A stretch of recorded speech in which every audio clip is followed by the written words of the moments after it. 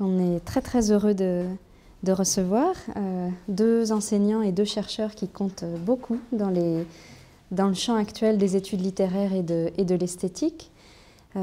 Dominique Rabaté et Bernard Vouilloux, ou Bernard Vouilloux et Dominique Rabaté.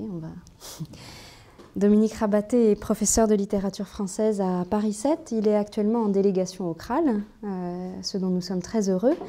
Il est l'auteur d'une vingtaine de livres et de volumes collectifs, notamment, pour ceux dont moi je suis la plus familière, Poétique de la voix, ou Vers une littérature de l'épuisement. Ces ouvrages personnels sont parus chez Corti, pour la grande majorité. Dans son travail, j'espère qu'il sera d'accord avec cette description, les figures de la négativité qui sont centrales, le silence, l'épuisement, le deuil, la solitude, le secret, ne sont ni des obstacles, ni des fétiches qui laisseraient le lecteur ou le commentateur sidéré par ces formes de la perte, mais des lieux de construction du sens et de l'expérience. Et il me semble que de ce point de vue, Dominique Rabaté nous a appris à lire autrement Blanchot, par exemple, et à donner toute son ampleur à des œuvres contemporaines comme celle de Quignard, dont il partage l'intérêt avec Bernard Vouilloux d'ailleurs, de Marine Diaye et, dès ses premiers livres, de Louis-René Desforêts. Alors je crois que le programme à la fois théorique et littéraire qu'il va vous présenter autour de la question de l'identification fait partie d'un projet de livre, enfin d'un projet de recherche et d'un projet de livre en cours, qui se situe dans la suite d'un ouvrage qui était paru en 2010, Le roman et le sens de la vie, qui était déjà une réflexion sur l'expérience littéraire, ce qu'il y a entre de subjectivation et de désubjectivation. Et donc il se propose de penser la dynamique d'identification qui se joue dans l'expérience de la littérature, notamment en relation avec les écritures contemporaines et aussi, là aussi tu me corrigeras si c'est faux, avec la psychanalyse.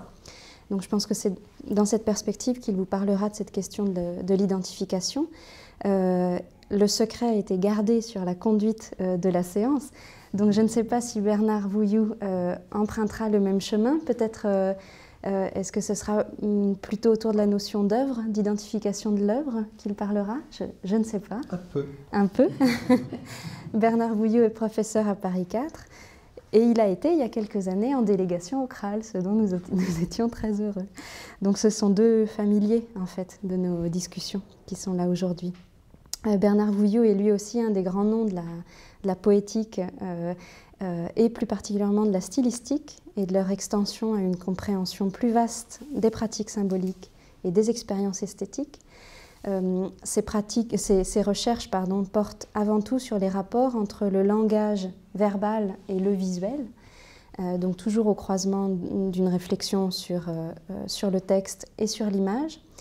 Il s'interroge notamment sur ce que les textes disent des images ou font dire aux images, afin de dégager ce que les images font et font faire au texte, mais aussi au sujet. Et là, il y a un point de croisement évident aussi, je pense, avec les travaux de Dominique Rabaté, afin aussi, de façon plus générale, de comprendre quelque chose. Alors là aussi, je risque une formule, même si elle n'est pas originale, mais qui me semble centrale dans son travail, quelque chose comme la force des formes, la force qui est en réserve dans les formes visuelles comme dans les formes verbales.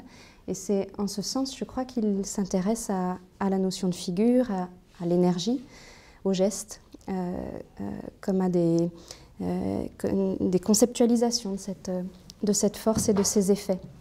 Alors parmi ces ouvrages, on peut citer notamment Le tournant artiste de la littérature française, aussi un livre qui m'avait beaucoup touchée, Écriture de fantaisie, grotesque, arabesque, zigzag et serpentin, autour justement de cette puissance de la courbe.